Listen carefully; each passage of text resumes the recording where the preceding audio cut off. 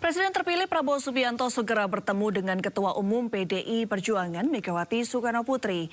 Ya, meski tidak diungkapkan kapan waktu pertemuannya, namun bisa dipastikan Prabowo Mega akan bertemu di tempat yang asik dengan santapan yang sudah ditentukan.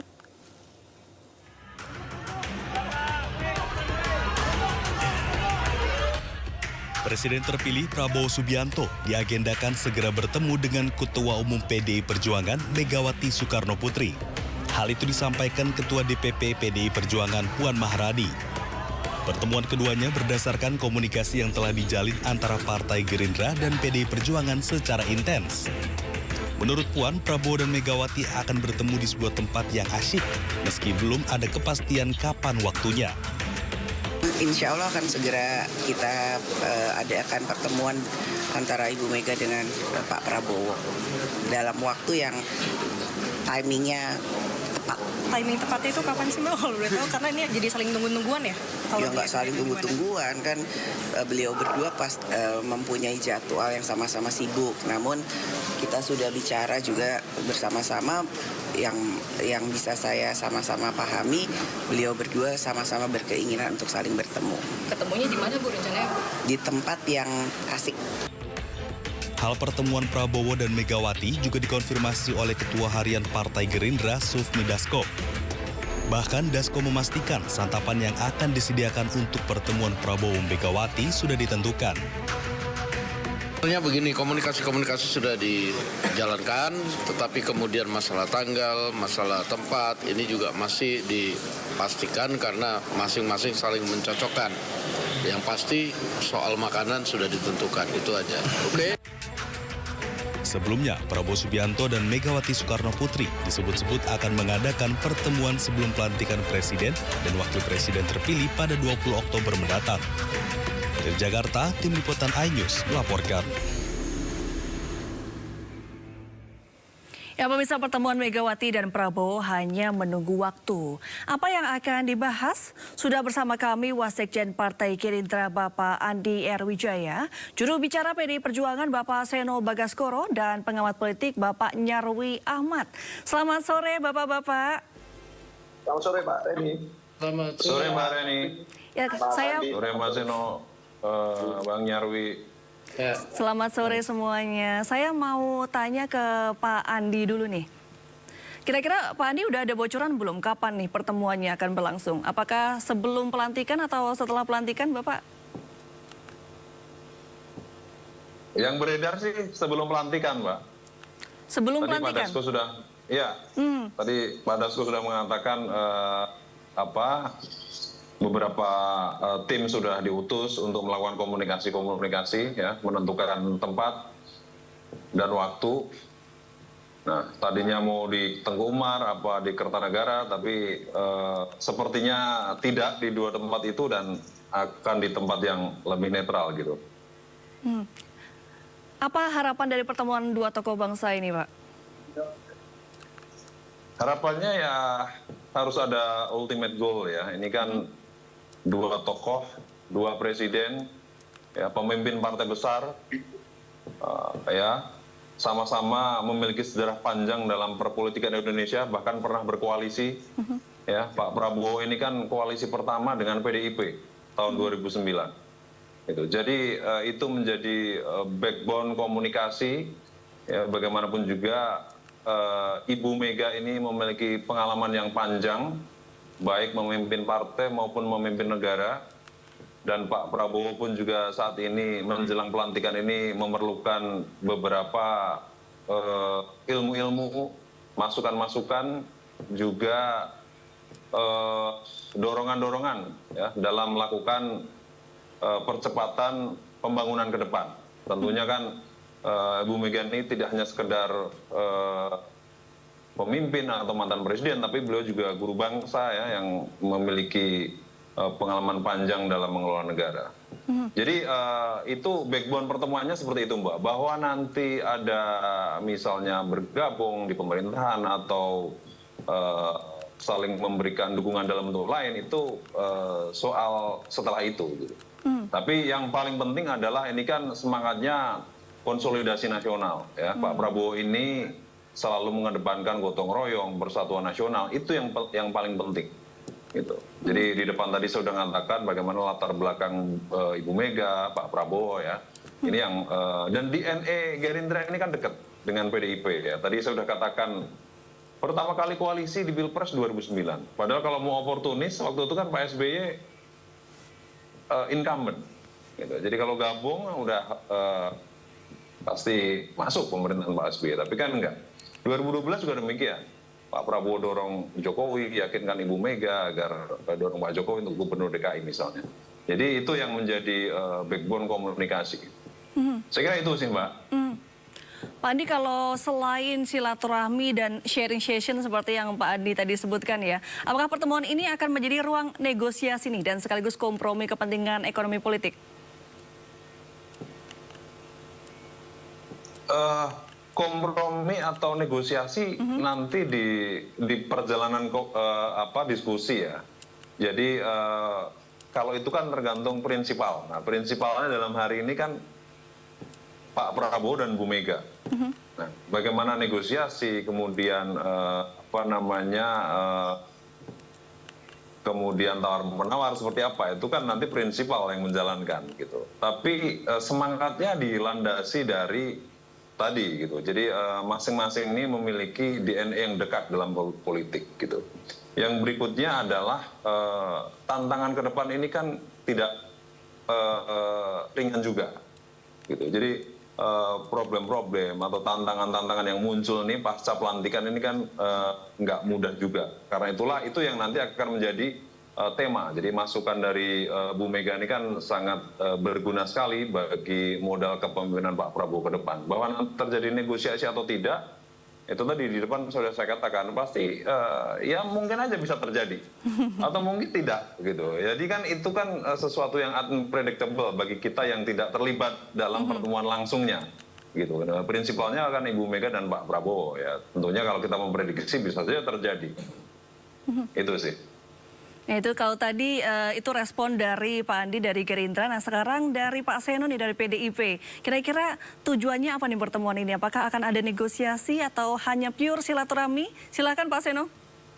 Ya, satu yang harus saya rasa menjadi catatan penting bahwa Pak Prabowo dan Bu Mega ini sama-sama tokoh bangsa, politisi yang ini kelasnya sudah negatif. Beliau berdua ini kan lahir di kancah politik nasional pasca dan selama proses reformasi berlangsung.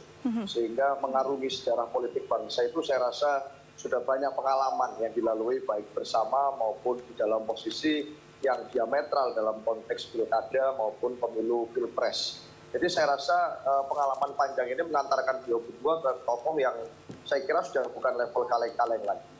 Maka dalam konteks itu saat beliau berdua ada rencana untuk bertemu akan menjadi terlalu dangkal, terlalu shallow kalau kita menganggap ini sebagai pertemuan yang transaksional politik saja. Artinya hanya urusan bagi-bagi jabatan, hanya urusan bagi-bagi kursi menteri, hanya urusan hal-hal yang sifatnya itu pertukaran kekuasaan. Saya rasa beliau berdua sangat paham bahwa mengelola negara ini bukan seperti mengelola deal-dealan proyek. Jadi tentu dalam konteks ini saat beliau berdua punya rencana untuk bertemu, pasti beyond itu. Bagaimana menghadapi tantangan ke depan, saya sepakat. Bagaimana dalam konteks misalnya suasana kebatinan politik kita saat ini, MPR mencabut berbagai peristiwa masa lalu TAP MPR kepada mantan presiden kita.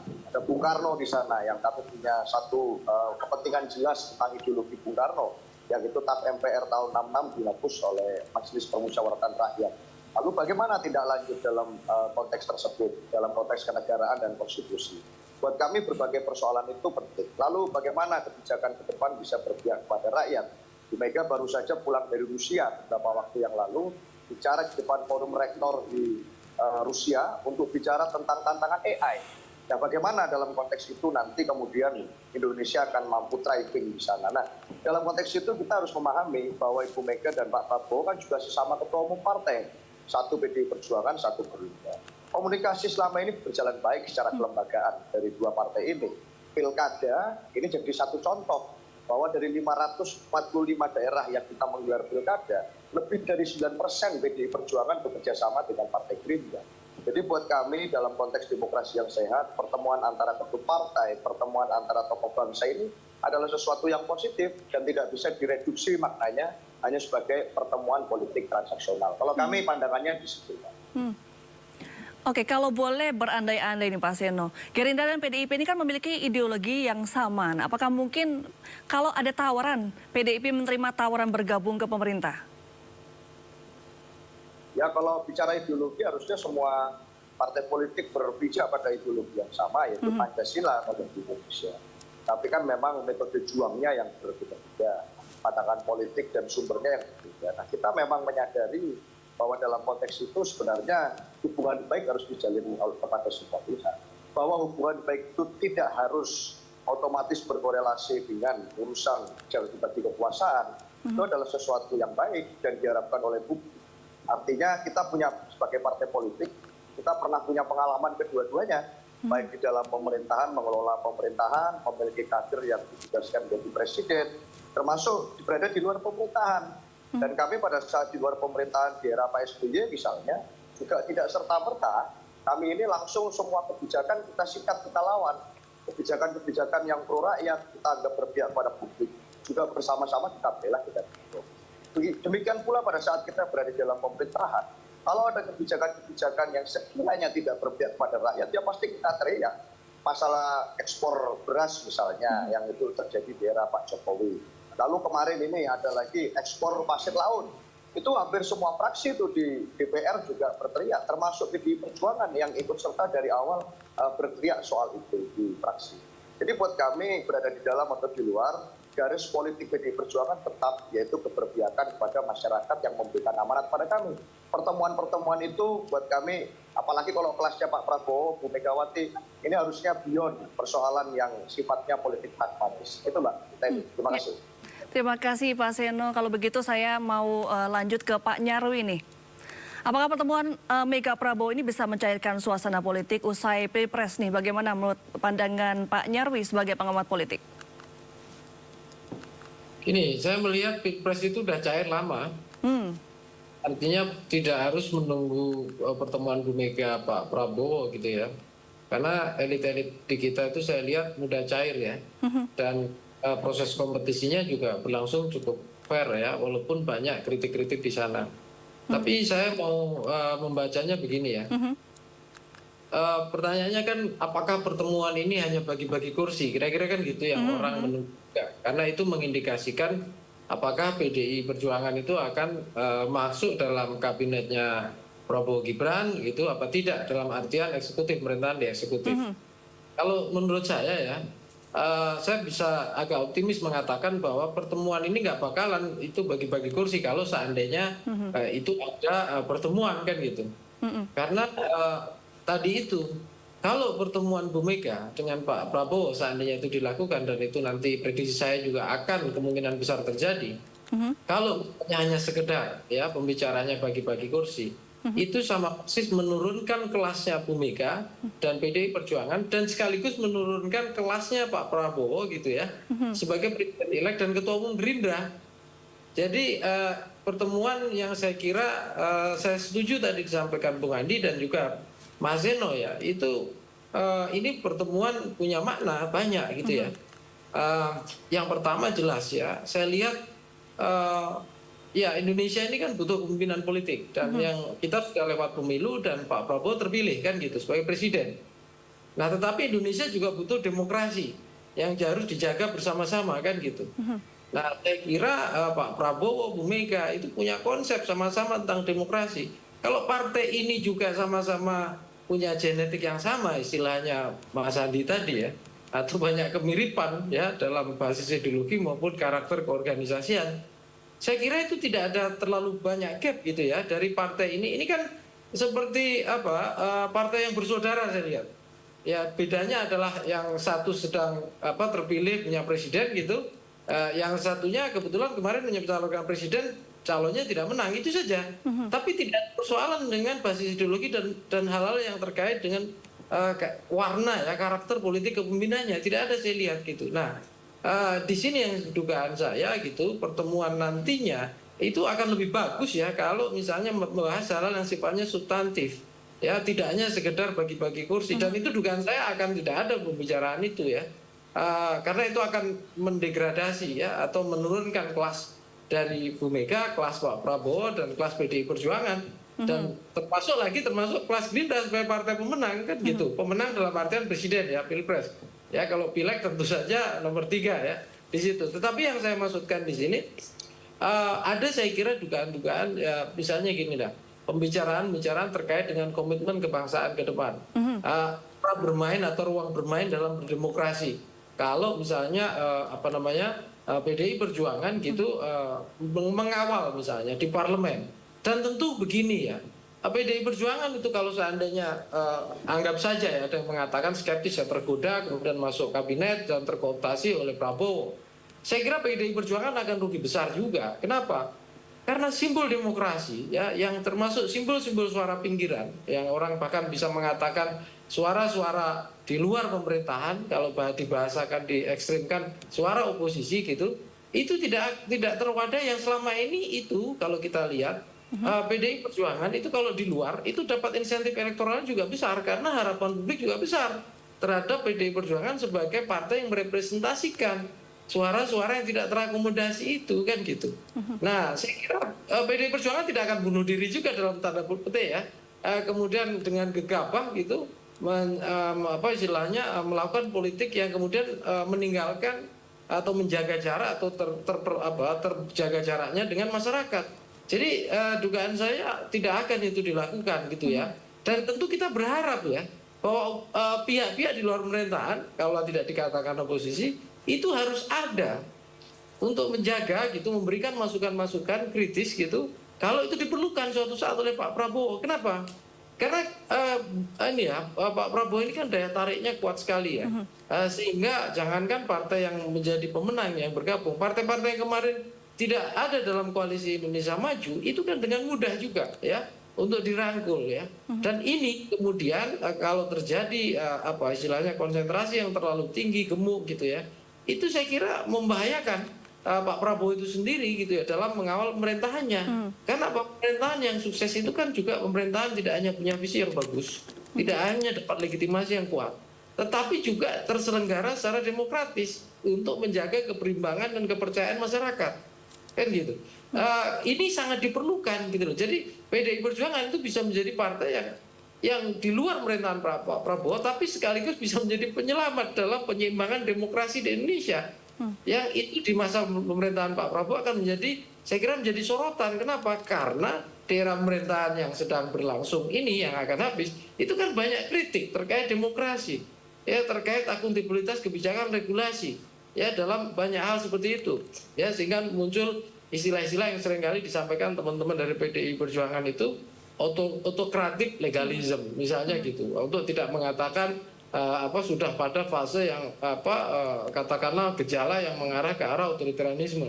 Tapi intinya masyarakat itu kan butuh pemerintahan kuat. Makanya saya tidak heran kalau Pak Prabowo menyerukan elit harus bersatu, harus membangun kepercayaan diri, harus fokus pada pengembangan bangsa ini ke depan. Itu ya, itu betul.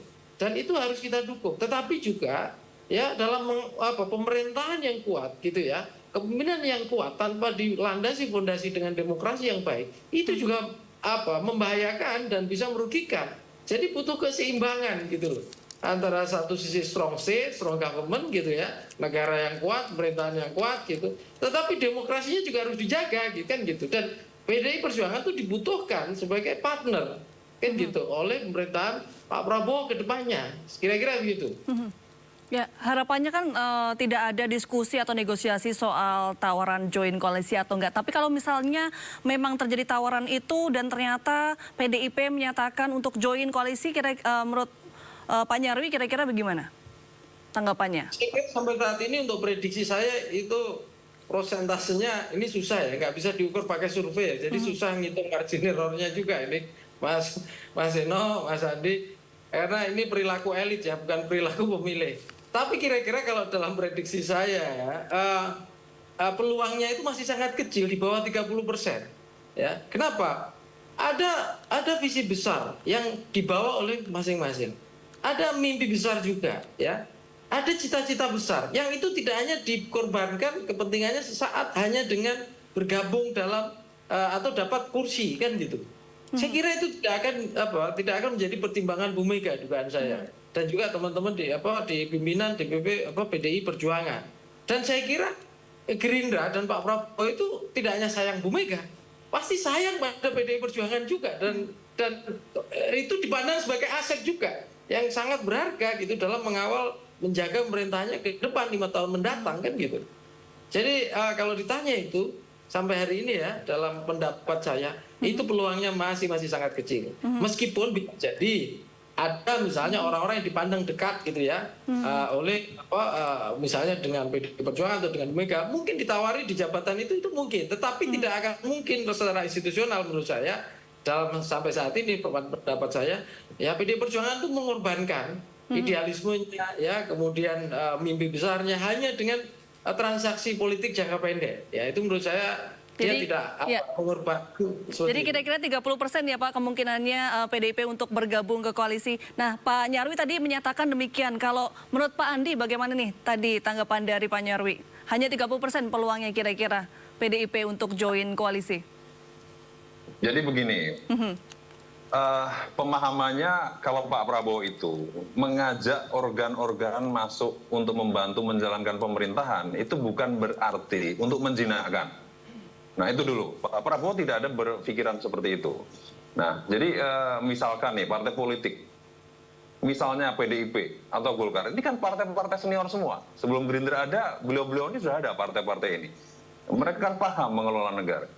Ormas misalkan, itu juga sebelum Indonesia ada, mereka udah ada. NU, Muhammadiyah sudah ada. Jadi sebenarnya itu bukan berarti membungkam civil society juga enggak gitu.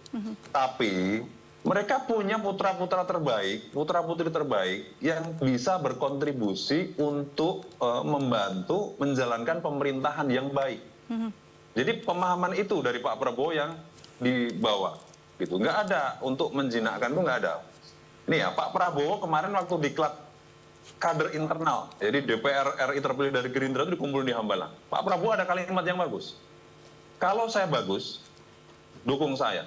Tapi kalau saya salah, silahkan tinggalkan saya. Itu jadi artinya parlemen tetap berfungsi. Ya, apalagi sistem kita ini sistem pemerintahannya presidensil. Ya kalau presidensil ini kan nggak kayak parlementer, Mbak. Nah kalau parlementer ini kan beberapa misalkan di situ komposisi partai apa, pemenangnya siapa, mempengaruhi komposisi di eksekutif. Kita ini kan nggak. Misalnya presiden suka-suka dia mengangkat siapapun, dia latar belakangnya politik atau profesional, nggak ada urusan. Mau mecat menteri besok, lusa diangkat lagi, nggak ada masalah gitu. Jadi ini yang sebenarnya sistem pemerintahan ini perlu dijalankan secara benar.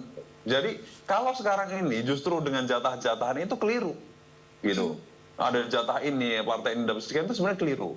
Yang benar adalah siapapun orangnya, apapun latar belakang politiknya nggak ngaruh. Misalnya nih, saya kasih contoh, Prof. Yusril Iza Mahendra. Dia gara-gara partai politik, orang PBB, terus dicap, wah nggak bisa masuk, karena dia udah orang parpol. Jangan, padahal secara kompetensi bagus, dia ahli tata negara. Misalnya nih, masa gara-gara dia latar belakang parpol, terus dapat jatah wamen saja, ini kan sayang. Ini saya ngasih contoh ya. Jadi sebenarnya pemahaman Pak Prabowo ini adalah bagaimana kontribusi putra-putra terbaik bangsa ini masuk ke pemerintahan, apapun latar belakang politiknya, termasuk dari partai besar atau partai kecil, berlawanan atau enggak. Nah, Pak Prabowo sendiri sering mengatakan, jadi satu kawan itu, satu musuh terlalu banyak, 1000 kawan kurang gitu. Artinya gotong royong membangun bangsa ini harus bareng-bareng nih gitu. Meskipun lu lawan gue kemarin gitu, tapi kan bisa aja kita ajak bareng. Ya ada pelajaran waktu di US misalnya, bagaimana calon presiden saya nggak lupa itu ya, jadi lawannya yang waktu itu diajak masuk ya, kaget sendiri lawannya misalnya. Jadi itu yang pernah Pak Prabowo praktekkan waktu 2019 kemarin, diajak Pak Prabowo masuk pemerintahan. Ya udah, memang kita sama-sama benci, tapi kan kita sama-sama mencintai Indonesia. Apa salahnya kalau kita bangun bareng-bareng gitu. Itu bukan berarti nanti parlemennya harus bungkam. Silakan. Kalau memang ini kebijakan ini, polisi ini ada masalah, silahkan kasih kritik. Silahkan mungkin fungsi-fungsi di parlemen dijalankan, interpelasi dijalankan, angket dijalankan. Jadi kan itu kan gentle gitu. kalau saya benar ya dukung, kalau memang ada yang salah ya kritisi. Itu sebenarnya yang Pak Prabowo inginkan gitu. Jadi kan bukan berarti untuk membungkam, untuk ini nggak ada gitu. Kalau pemahaman Pak Prabowo seperti itu, Mbak. Oke, Begitu. itu tanggapan dari Pak Andi. Kalau dari Pak Seno dari PDIP gimana nih Pak? Tadi soal statement kalau kemungkinannya kecil nih PDIP masuk ke koalisi. Ya, saya juga nggak ngerti harus menanggapi bagaimana, kan juga tawaran itu belum ada. Artinya kan kalau disampaikan Pak Nyarwi tadi itu kan 30% itu artinya kan kemungkinan bahwa akan terjadi dialog tersebut. Bahkan tadi Pak Nyarwi lebih beyond lagi melampaui itu, membuat analisis bahwa jangan-jangan sama sekali tidak akan ada perbincangan tentang itu pada saat Pak Prabowo dan Bu Mega bertemu, tetapi lebih kepada membahas persoalan-persoalan bangsa yang lebih urgent untuk diselesaikan. Dalam hal ini saya sepakat dengan Pak Nyarwi bahwa konteks pertemuan beliau berdua memang ranahnya, makomnya di sana, derajatnya di sana. Kalau bicara sebagai sesama pemimpin bangsa, bukan soal pimpinan. Jadi buat kami berharap yang terbaik apapun itu, pemerintahan ke depan yang dibangun harus dibangun dengan profesional.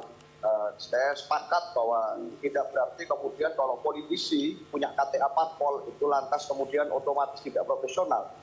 Di pemerintahan pada saat PDI Perjuangan dapat memenangkan Pilpres, kita sudah mencoba mendorong pola-pola itu.